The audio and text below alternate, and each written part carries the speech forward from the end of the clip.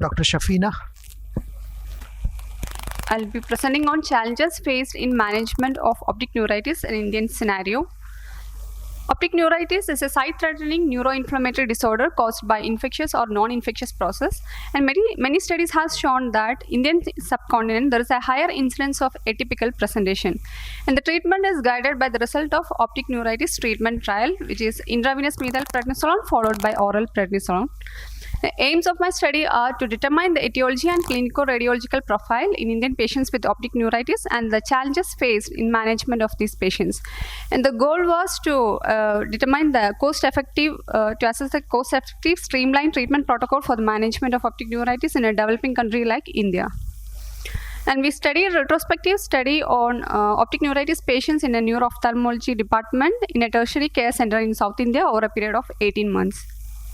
And we included patients above the age of 16 years, and the optic neuritis was diagnosed based on the clinical diagnosis of optic neuritis based on thorough history and clinical evaluation.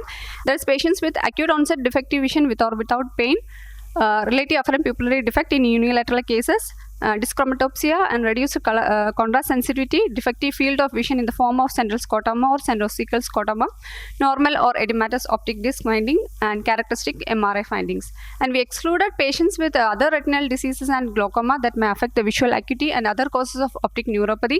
We also excluded patients with incomplete medical data, follow-up less than 3 months, and who did not complete the treatment. And finally, we selected 197 eyes of 138 patients. Baseline blood investigation was done, followed by neuroimaging. And VEP was done in patients with recurrent optic neuritis, and serum aquaporin 4 and immunoglobulin and MOG immunoglobulin was advised for all patients. And all patients were treated under ONTT protocol. And the patients with antibody positivity was treated with long-term immunosuppressive treatment after neurologist consultation.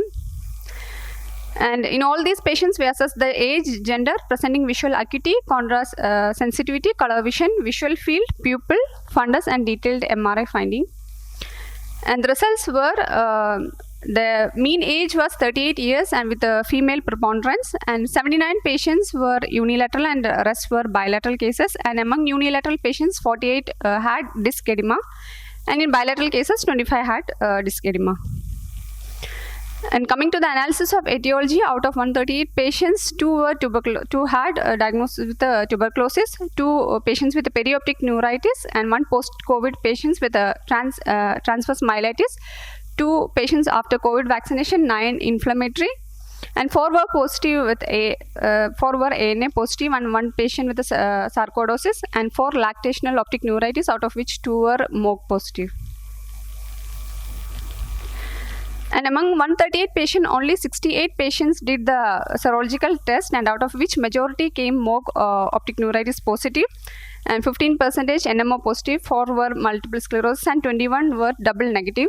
And the thing to be highlighted here is the 70 patients did not do the test because of the financial constraints. However, MRI was done in all 138 patients, and the commonest finding was short segment involvement.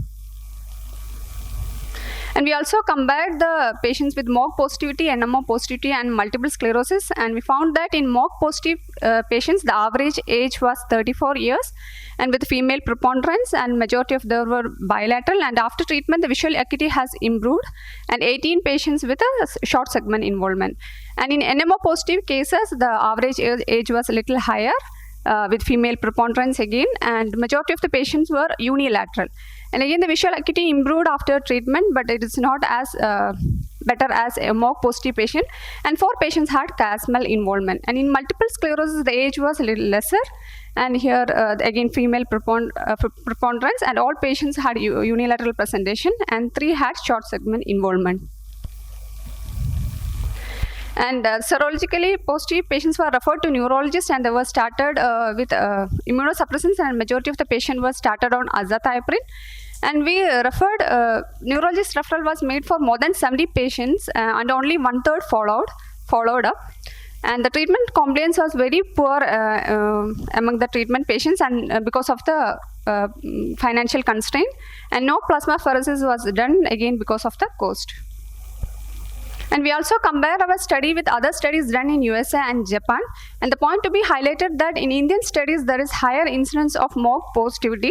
But in reality, we are treating patients without doing the serological test because the patients are not ready to do the test. And we can see the recurrence rate is higher in Indian scenario. So the main challenges we faced in optic neuritis treatment is the financial constraint, whether it is neuroimaging rate, serological test, or expensive immunosuppressive treatment.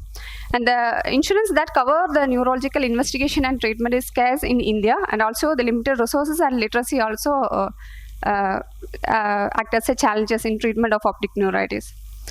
So how do we cope with this problem is, if there is strong clinical suspicion of MOG or NMO optic neuritis, that is bilateral cases, recurrent cases, long segment involvement, Casmel involvement, we insisted the patient to get the serological test done.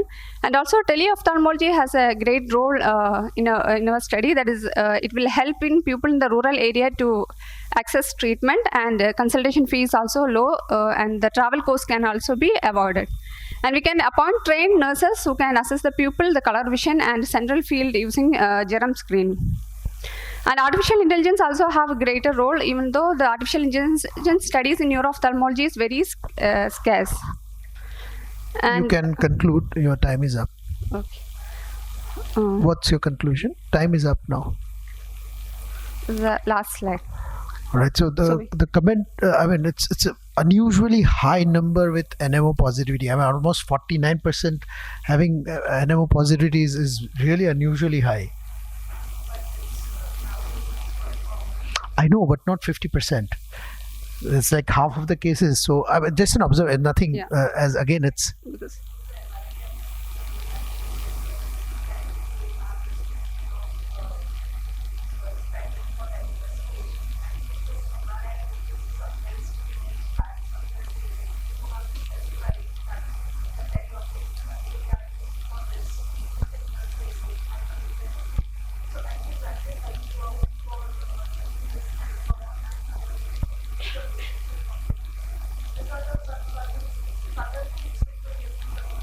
And the other comment is that you had, though MOG, you had again a very unusually high patients with MOG positivity, but a short segment involvement only. There was no long segment. So that's again, it's not something which is convention. So it's very unusual. So you might just have to talk to your to consultants and maybe write it up and see whether it is accepted, because these are very unusual.